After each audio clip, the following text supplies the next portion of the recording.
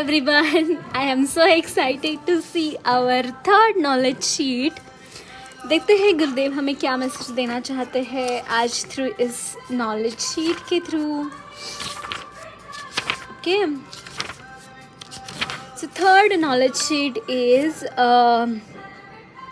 published on Feb 1st 1996, Honolulu हवाई, है ना. होनोलुलु हवाई से यह पब्लिश की गई थी. इसका हेडिंग है the most beautiful spot in the universe. There is a place you can come where everything is beautiful. Tourists travel from place to place looking for beauty. They try to take the beauty back home with them with photos and souvenirs. They only get tired and tanned. Yet the most beautiful spot anywhere is right here. When you come here, you find that everything is so beautiful wherever you are. Where is this place? Don't look here and there. Come within. Come within you. When you are here, then any place becomes beautiful. Then wherever you go, you add beauty there. When you are unhappy, even the moon irritates you. Sweet things nauseate you. Music disturbs you. When you are calm and centered, inside noise is musical.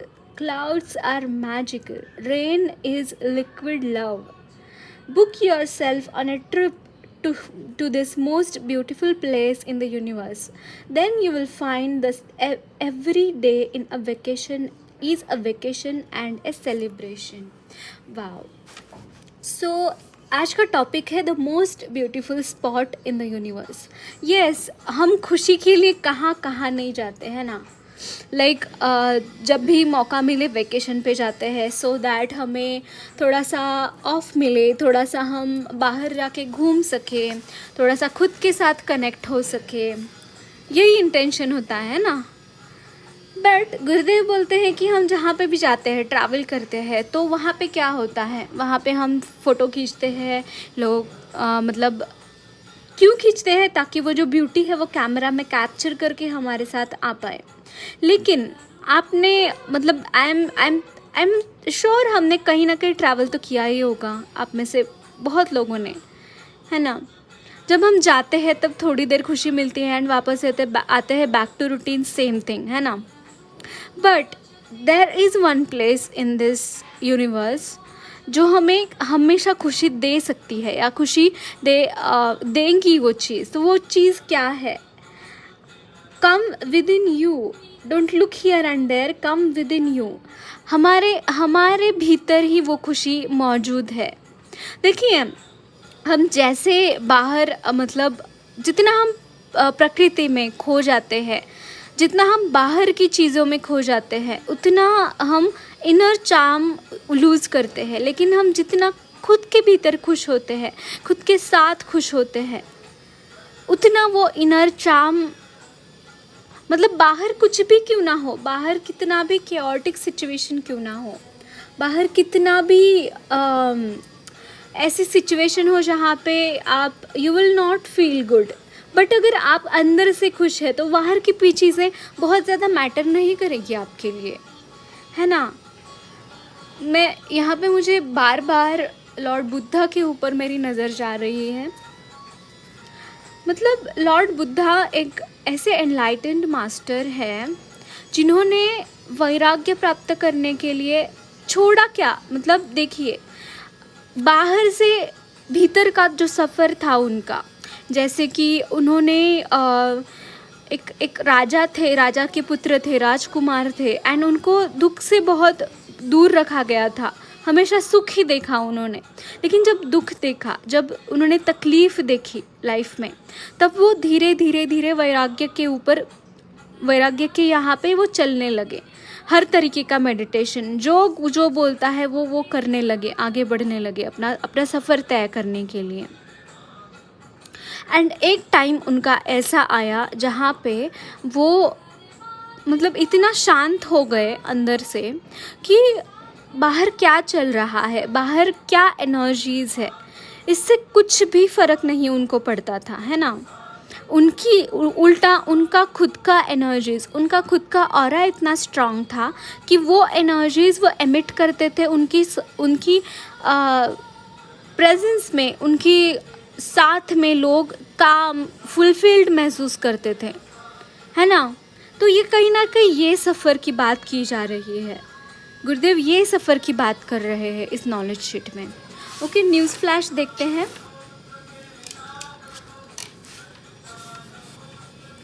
A lady driving along the coast of Kauai, I am so sorry अगर मैं गलत, I am sure I am गलत ये कर रही हूँ, pronounce कर रही हूँ, लेकिन मुझे नहीं पता इसका सही pronunciation. It is from some foreign country का वर्ड है ये। ओके, कावाज, I just started singing our bhajans which she had never heard before. Later she found herself at our satsang. A Hawaiian princess, Oana, wondered why she felt compelled to drive in circles around a hotel in Honolulu. She later discovered from a devotee that Gurudev was staying in that hotel. The next night, she was singing her heartfelt native Hawaiian songs at Gurudev's feet. Wow. On Sunday, a woman named Mary spent the day at an ancient temple site, Heiau, where she prayed to meet her spiritual teacher to be shown the way home. The next day, she met Gurudev and became instantly devoted. Wow. P.S. The answer to the last week's riddle is advice, which hangs like an orphan in space. The giver keeps on giving with no one to take. Oh, wow. Okay तो यहाँ पे ना गुरुदेव के कुछ गुरु stories आप बोल सकते हैं इसको, कि एक लेडी थी जो ड्राइव कर रही थी कोस्ट के अराउंड, एंड वो कुछ ऐसे भजन्स वो सिंग करे उन्होंने, मतलब गाए, जो कि उन्होंने कभी भी सुने नहीं। एंड वो भजन कौन से थे? वो सत्संग के भजन थे। मतलब गुरुदेव के सत्संग में जो भजन होते हैं, आर्ट ऑफ लिविंग के सत्संग में जो भजन होते हैं, वो लेडी वो गा रहे थे, और जो कभी उन्होंने सुना भी नहीं और कभी उन्होंने मतलब गाया भी नहीं। This is so Miraculous.